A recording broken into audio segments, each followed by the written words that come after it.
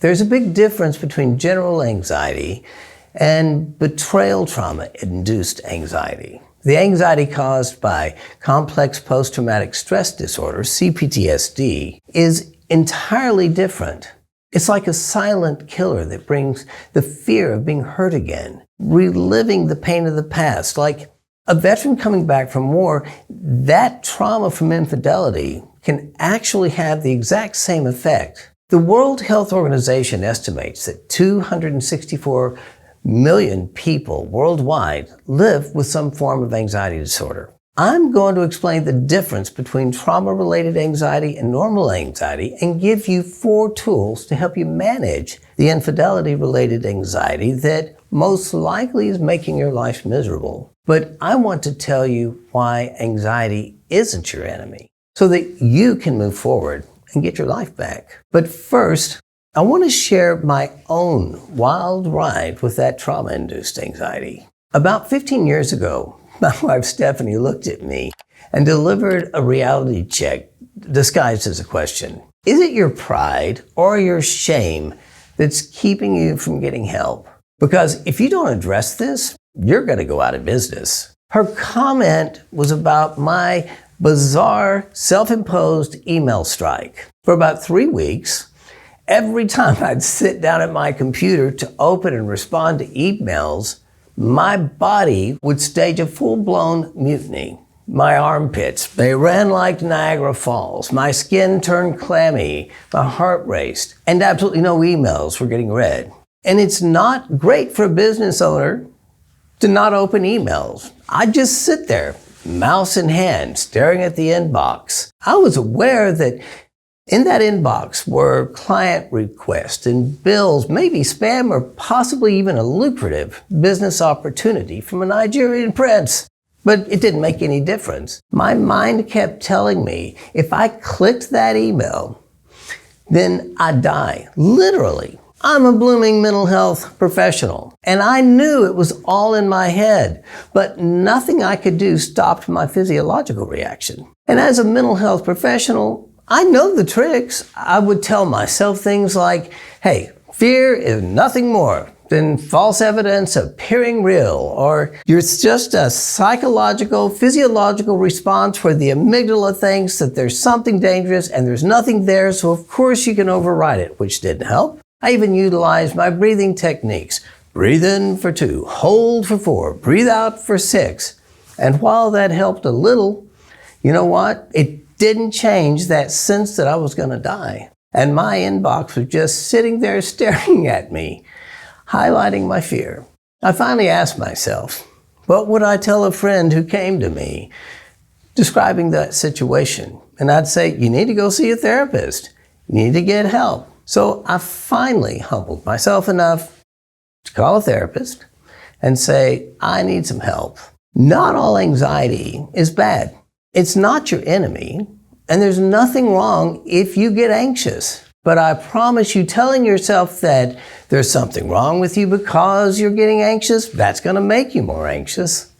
Your brain, it's not wired for happiness. It's wired for survival. And that's the reason that anxiety is rooted in the very biology of our brains. It's the brain's way of keeping us safe by activating that fight or flight response when we sense danger. There's nothing wrong with you if you're anxious. In most cases, anxiety is a natural emotional response to just a stressful situation.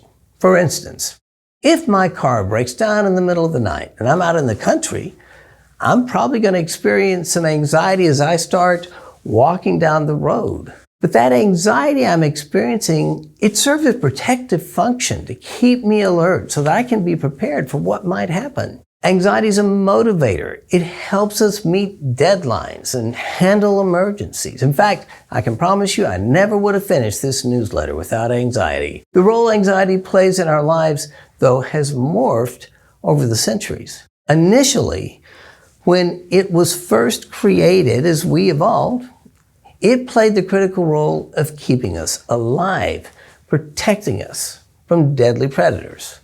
But in modern times, It may not be protecting us from lions and tigers and bears, but it still serves the function of protecting us and motivating us. However, there are times in life, and because of certain circumstances or a lack of coping strategies to deal with anxiety, where anxiety becomes overwhelming, where it's debilitating.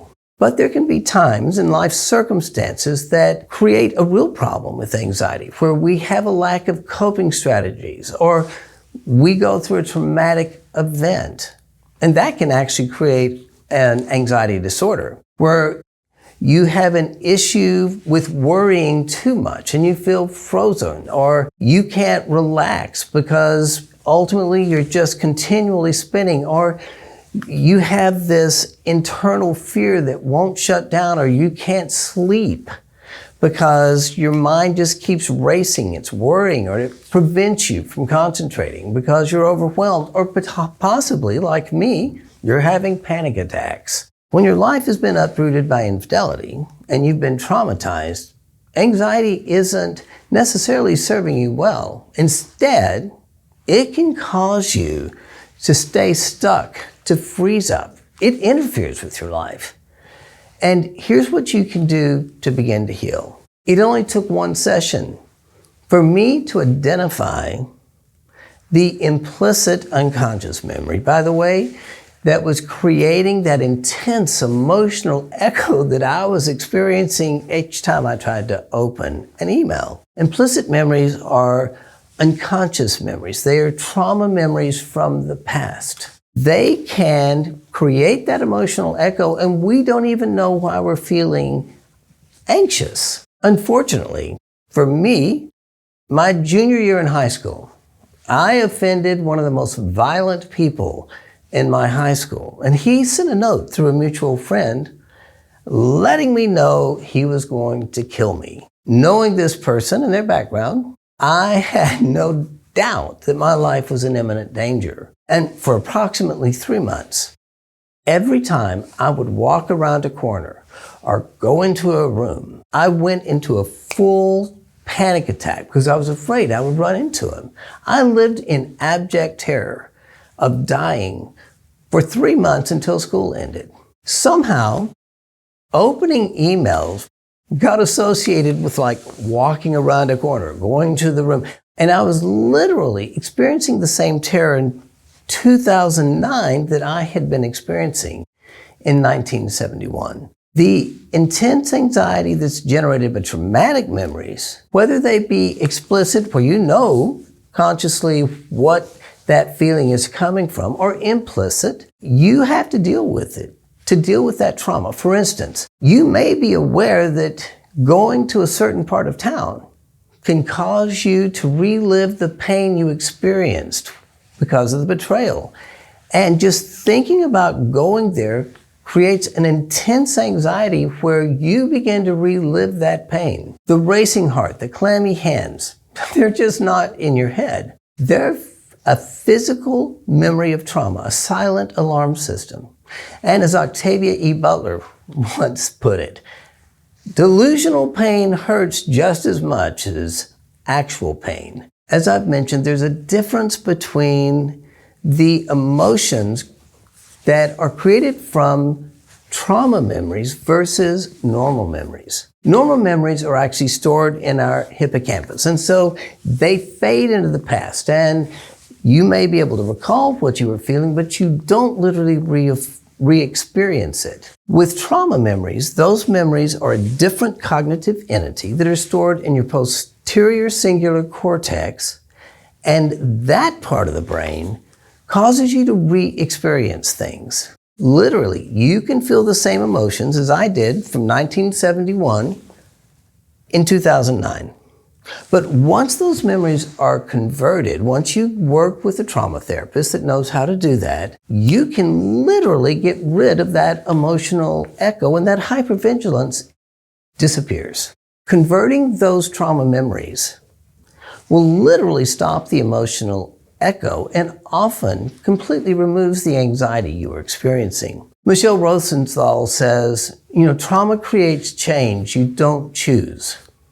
Healing, though, is about creating change you do choose. And getting help is going to be the first step in creating that chosen change. But trauma isn't the only thing that causes severe anxiety. Research shows that a lack of coping strategies also determines how much anxiety we experience. And if you're able to alter the way you cope, you're going to lower your anxiety. So let me give you 4 strategies to help reduce your anxiety. The first is regaining control of your life. People who feel more in control of their lives experience less anxiety. So let me give you some examples to see if you fall into this category. Have you been putting things off because you're just not ready to face it? Or have you avoided getting help because you're just not ready? Are you finding it difficult to decide what to wear or what next step in recovery should be? A simple way to regain control and reduce your anxiety is to make decisions quickly. My favorite G.K. Chesterton quote is this: "Any job worth doing is worth doing poorly." In other words, just do it, make a decision, and then act. Move quickly. And when you're able to do that, it catapults you right into action, and it's going to reduce that anxiety. Otherwise, you're going to stay stuck, spending hours trying to make a decision and becoming paralyzed.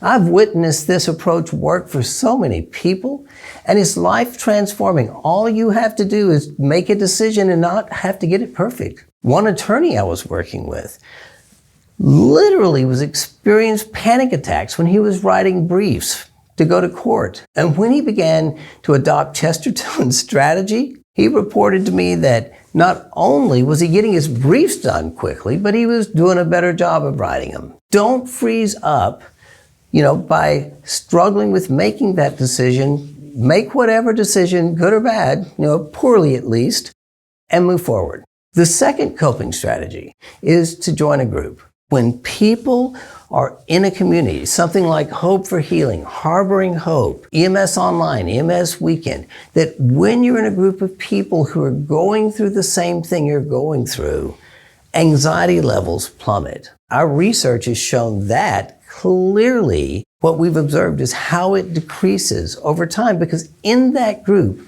what's happening is the group carries part of that emotional load, part of that anxiety, so you don't have to experience it. And that's one of the most effective ways to begin to deal with anxiety, is get into a group that's about healing, not just about anxiety, but to deal with the anxiety, to begin to make decisions of how you get your life back. The third coping strategy is just forgive yourself, especially if you're dealing with something like infidelity. People with anxiety think a lot about what they've done wrong. If you had a friend who was extremely critical of you and just was always telling you that the way you walked was wrong, what you're wearing's wrong, how you talked was wrong, how you could do it better, how much time would you want to spend with that person? I mean, me personally, I'd want to avoid them. And yet, people with anxiety, they're doing that to themselves all the time. They're analyzing everything they do. They're being super critical of everything that happens. And if you want to reduce your anxiety, maybe it's time you start being kinder to yourself. That's ultimately going to reduce that pressure you're putting on yourself. And finally, last but not least, if you want to reduce your anxiety, you need to find purpose and meaning for your life. Infidelity is a black swan event. It literally has altered the trajectory of your life. What was once important, everything now seems to fade into oblivion, right? And it's easy to believe, as a result of that incredible decimation that's happened, that there's nothing left to live for. Viktor Frankl, a German psychiatrist back in World War II, though, said something I thought was really profound. It's, for people who think there's nothing to live for and nothing more to expect from life, that this is it and they can't see anything in the future, what you have to do is to get these people to realize that life is still expecting something from them. And once you can find new meaning and purpose, you'll know the why for your existence. And that alone helps with anxiety. And that's going to allow you to bear almost any how that happens, simply doing something for other people is a powerful way to reduce anxiety and to get you focused on something other than your own behavior and your own circumstances. And it provides motivation for life. Once you know the why for your existence, you'll be able to bear the how. Anxiety is a feeling that you can learn to manage. It's learning how to make those decisions quickly rather than overthinking. It's not about trying to eliminate anxiety, it's learning how to manage it, to find new meaning and purpose, to forgive yourself, to join a group that can help share the load with you. And when you do that, when you step out of your comfort zone, confidence and peace, they're going to come back. It's not about avoidance. It's about embracing the fear to healing.